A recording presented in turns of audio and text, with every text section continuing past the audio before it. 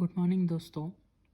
पिछले लेक्चर में हमने देखा था कि जब भी आपको इन्वर्स लैप्लास ट्रांसफॉर्म निकालना है और जब फंक्शन रहता है एस डोमेन में और आपके जो रूट्स रहते हैं डिनोमिनेटर के जो भी रहते हैं वो अगर रियल है -1 और -2 और अगर डिस्टिंक्ट है जो भी डिस्टिंक्ट है तो कैसे निकाला जाता है इन्वर्स लैप्लास ट्रांसफॉर्म और पार्शियल फ्रैक्शन कैसे यूज़ किया जाता है।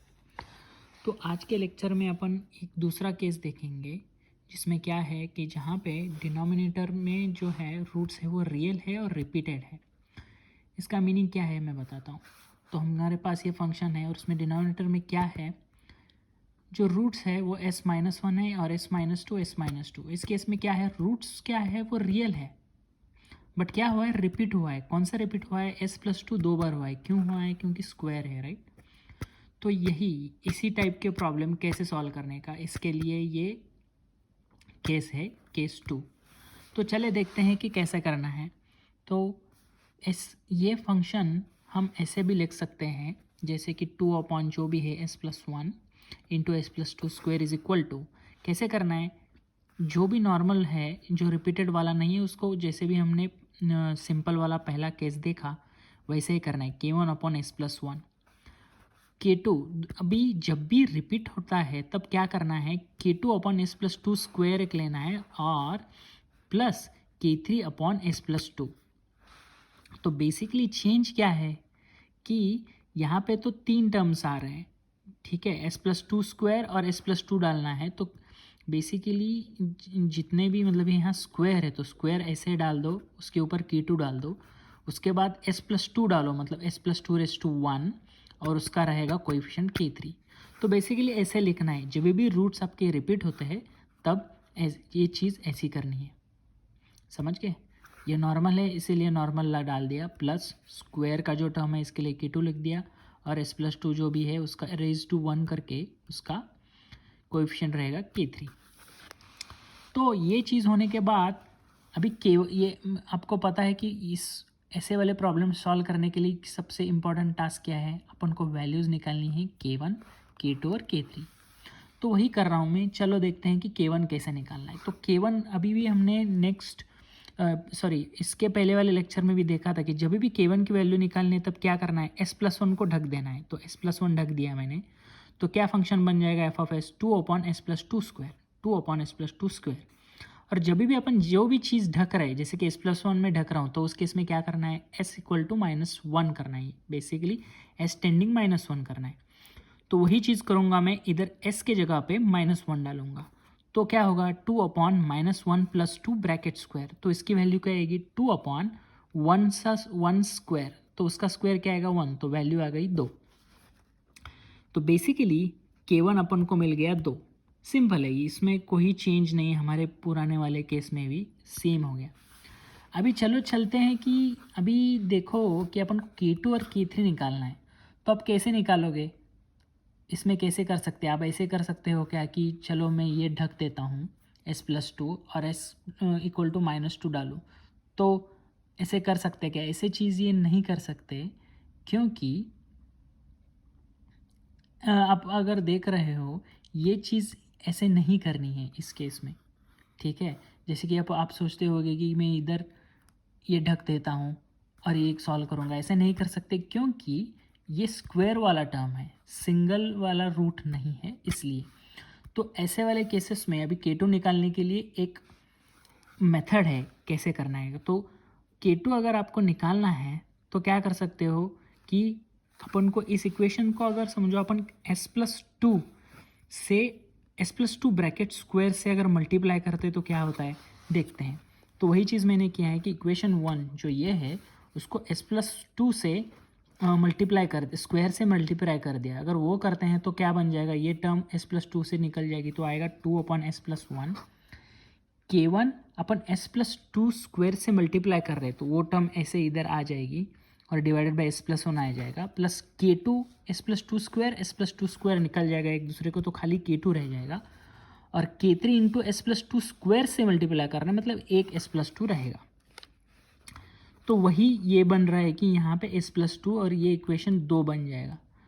तो जब भी अपन को ये मिल रहा है इक्वेशन, तो इसके बाद अपन को क्या करना है कि K2 निकालने के लिए अपन करते हैं कि S टेंडिंग -2 करके करते हैं और ऊपर वाले इस इक्वेशन में S इक्वल टू -2 डालते हैं। ठीक है, जैसे इधर S टेंडिंग -1 किया क्योंकि हम K1 निकाल रहे थे, तो इधर S टेंडिंग -2 कर रहे K2 निकालने के लिए। और क्यों कर सकते हैं ऐसा, क्योंकि हमारे पास अभी स्क्वायर वाला टर्म है नहीं, राइट। S+1 स्क्वायर है नहीं नीचे डिनोमिनेटर में। तो चलो देखते हैं कैसे करना है। तो 2/S की जगह पे मैं डाल रहा हूँ -2 +1 हो जाएगा इक्वल टू, यहाँ पे ऐसा अगर अपन -2 डालते हैं तो ये टर्म 0 हो जाएगा क्योंकि न्यूमरेटर 0 हो जाएगा। K2 अगर मैं यहाँ पे S-2 डाल दूँ तो ये टर्म भी 0 हो रहा है, राइट। तो K3 भी निकल जा रहा है।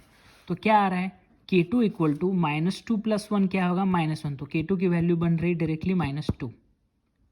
ठीक है, तो मैं और एक बार बता देता हूँ, यहाँ पे S-2 डाल दिया तो ये निकल जा रहा है, टर्म 0 आ रहा है।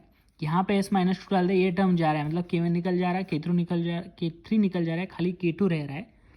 और इधर मैं S इक्वल टू -2 डालता हूँ तो यहाँ का वैल्यू अपन को मिल रहा है K2 इक्वल टू -2। तो यहाँ तक अपन को 2 मिल गए हैं, K1 मिल गए हैं ऑलरेडी जो है 2, K2 मिल गए हैं -2। अभी तीसरे स्टेप में क्या करना है, तीसरे स्टेप में मतलब तीसरा K3 निकालने के लिए क्या करना है। तो ऐसे केसेस में अपन को क्या करना है कि जो भी इक्वेशन 2 आया था, जो हमने S+2 से मल्टीप्लाई किया था, उसको हमको डिफ्रेंशिएट करना है विथ रिस्पेक्ट टू S। क्यों करना है डिफ्रेंशिएट, क्योंकि आप अगर डिफ्रेंशिएट करोगे तो क्योंकि ये कांस्टेंट है K2, वो चीज़ निकल जाएगी। और एक चीज़ हो जाएगी कि ये जो है आपको अभी दिखेगा कि जब भी मैं ये निकालूंगा अपने पास K1 की वैल्यूज़ भी है, तो अननोन के अनुसार रहेगा खाली K3। तो अपन सॉल्व कर सकते हैं। तो चलो देखते हैं कैसे करना है। तो अगर मैं डिफरेंशिएट करता हूँ, ये अपन को पता है कि जब भी 1/S+1 ऐसा रहता है, ये इस टाइप का 1/x का क्या रहता है डिफरेंशिएशन, -1/S+1 स्क्वायर। तो वही चीज़ मैं देख रहा हूँ, -2/S+1 स्क्वायर इक्वल टू, अभी ये इसका भी सेम है, इसका अपन को डेरिवेटिव जब भी लेना रहता है तो अपन कैसे करते हैं, S+1 लेते हैं, उसके बाद S+2 स्क्वायर का डेरिवेटिव, तो S+1 उसका स्क्वायर का डेरिवेटिव आता है 2 × S+2 माइनस क्या रहता है, S+2 ब्रैकेट स्क्वायर जैसे भी रखो वैसे, और इसका डेरिवेटिव S+1 का, उसका डेरिवेटिव आएगा 1। तो यही चीज़ मैंने इधर लिख दिया, और डिवाइडेड बाय जो भी डिनोमिनेटर है इसका स्क्वायर रहता है। तो ये बेसिक ऑफ डिफरेंशिएशन है, आपको रूल्स पता होने चाहिए। K2 का डिफरेंशिएशन क्या आएगा, कांस्टेंट है 0 आ जाएगा, तो K2 मैंने इधर कंसिडर नहीं किया है। K3 इंटू ब्रैकेट S का क्या रहेगा डिफरेंशिएशन, क्योंकि विथ रिस्पेक्ट टू S ही कर रहे, d/ds ऑफ S इज़ 1, तो ये 1 हो गया और प्लस 0 हो गया। सो इधर 1 है इसलिए K3 आ रहा है। ठीक है, तो अभी K1 की वैल्यू अपन क्या है, जो भी वैल्यू है K1 की जो थी 2, वो वैल्यू मैंने 2 इधर लिख दिए हैं इंस्टेड ऑफ K1। तो वही चीज़ मैं कर रहा हूँ, -2/S+1 bracket square, 2/S+1 square, और ये सब चीज़ मैंने ब्रैकेट में डाल दी। अभी आप देखोगे तो कि मैं कैसे कर रहा हूँ, ये S+2 मैंने यहाँ पे बाहर निकाला, बस अभी ऊपर वाला जो है यहाँ से मैंने क्या किया, इसमें से मैंने S+2 कॉमन निकाला। तो S+2 में कॉमन निकालता हूँ तो क्या आएगा, S+2 अगर मैं कॉमन निकालता हूँ तो ब्रैकेट में आ जाएगा 2S+2, जो इधर है 2S+2 -S-2 प्लस K3। तो यही चीज़ अगर अपन सॉल्व करते हैं इधर जाके, तो K3 की वैल्यू आ जाएंगी -2, क्योंकि आप देख रहे हो कि इधर K3 की वैल्यू आ रही है -2, क्योंकि ये अपन ये वाला एक्सप्रेशन जो है इसको अगर आप सॉल्व करते हो, ये सॉल्व करने के बाद, जैसे कि इधर ये वाला एक्सप्रेशन की बात कर रहा हूँ मैं, तो ये -2/S+1 स्क्वायर रहेगा into S+2 divided by S+1 bracket square into S into K1 plus K3। तो अभी क्या करना है, S टेंडिंग -2 करना है क्योंकि अपन K3 निकालना है, राइट। तो यही चीज़ करनी है, S की जगह पे -2 डाल दो, तो वो चीज़ अगर आप करोगे तो ये टर्म 0 बन जाएगा, क्योंकि अपन S = -2 डाल रहे हैं, K3 आएगा, तो K3 की वैल्यू क्या आएगी, -2 आएगी। तो वही चीज़ हमने की है, K3 की वैल्यू -2 निकाल दी। और अभी काम हो गया अपना, क्योंकि सबसे इम्पोर्टेंट क्या था, अपन को वैल्यूज़ निकालने K1 K2 K3। अपन को तीनों की वैल्यू मिल गई। एक बार तीनों की वैल्यू मिल जाती है तो अपन को f(s) में डालना है, जो कि इक्वेशन 1 है। तो वही मैंने लिखा है, putting values of K1 K2 K3 in equation 1। Equation K1 K2 K3 की वैल्यूज़ डालो इक्वेशन 1 में। तो मैं अगर डालूँ 2/s+1 आ जाएगा, -2/s+2 ब्रैकेट स्क्वायर रहेगा, -2/s+2। ये होने के बाद अपन को इनवर्स लैप्लास ट्रांसफॉर्म लेना है, जो अपना फाइनल स्टेप है। तो फ्रीक्वेंसी डोमेन से अपन को जाना है टाइम डोमेन में। तो बन जाएगा ये f(t). ये मैंने बताया था कि इससे पहले वाले लेक्चर में केस 1 में कि ऐसे केसेस में क्या रहता है, e⁻t कांस्टेंट जो भी है वैसा ही रहेगा।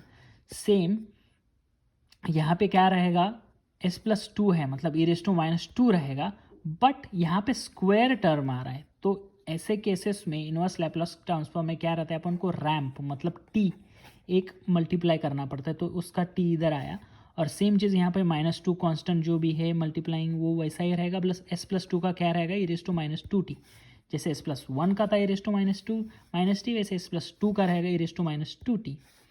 वही चीज़ अगर ये इसका क्या है ऐसे कि फॉर अ टाइम बीइंग आप ये फॉरगेट कर दो कि यहाँ पे स्क्वायर है, तो s+2 रहता तो आप क्या रहते, e⁻² करते। सीन्स ये s+2 ब्रैकेट स्क्वायर है और ये चीज़ का क्या रहता है, 1t का रहता है इसका इनवर्स लैप्लास ट्रांसफॉर्म। तो इसीलिए ये t से हम मल्टीप्लाई कर रहे हैं।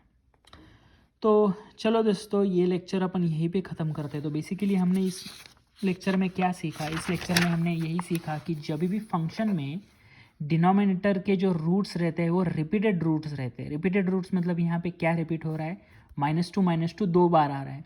तो ऐसे केसेस में कैसे फंक्शन लिखना है और K1 K2 K3 की वैल्यूज़ कैसे निकलने, यही हमने देखा। K1 जो भी रिपीटेड टर्म ने वो सेम ही रहेगा कैलकुलेशन। रिपीटेड टर्म जो है उसका अपन ऐसा लिखना पड़ता है, स्क्वायर का जो भी है उसके ऊपर K2 K3 एक टर्म मतलब s+2 लिखना है। और जो भी मल्टीप्लाइंग मतलब जो भी है उसको अपन उसके हिसाब से स्क्वायर टर्म को स्क्वायर टर्म से मल्टीप्लाई करने का। उसके बाद एस टेंडिंग जो भी वैल्यू है वो उससे सॉल्व करने का। और वो होने के बाद K3 निकालने के लिए जो भी इक्वेशन जब भी मल्टीप्लाई करते हो उसके बाद जो भी इक्वेशन आ रहा है, इस केस में इक्वेशन 2 है, उसको s के साथ डेरिवेटिव निकालो या डिफरेंशिएट करो विथ रिस्पेक्ट टू s। वो अगर करते हो सॉल्व तो अपन को K3 की वैल्यू निकालना ईजी हो जाता है। तो यही स्टेप्स करने हैं और एंड में इनवर्स लैप्लास ट्रांसफॉर्म लेना है, जो कि हमने इधर लिया है। तो चलो दोस्तों, ये लेक्चर मैं यहीं पे ख़त्म करता हूँ। Thank you and have a great day.